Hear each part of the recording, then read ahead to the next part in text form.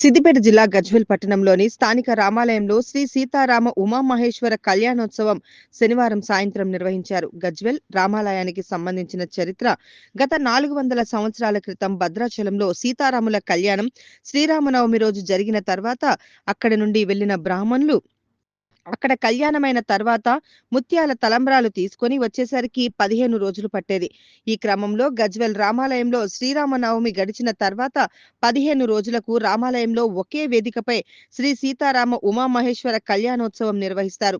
అదే క్రమంలో శనివారం రాత్రి అంగరంగ వైభవంగా వేలాది మంది భక్తుల మధ్య కళ్యాణం నిర్వహించారు. ఈ క్రమంలో గజ్వేల్ పట్టణంలోని నాయకులు, వివిధ పార్టీల నాయకులు, ఆలయ కమిటీ, ఆలయ ధర్మకర్తలు పెద్ద ఎత్తున పాల్గొన్నారు.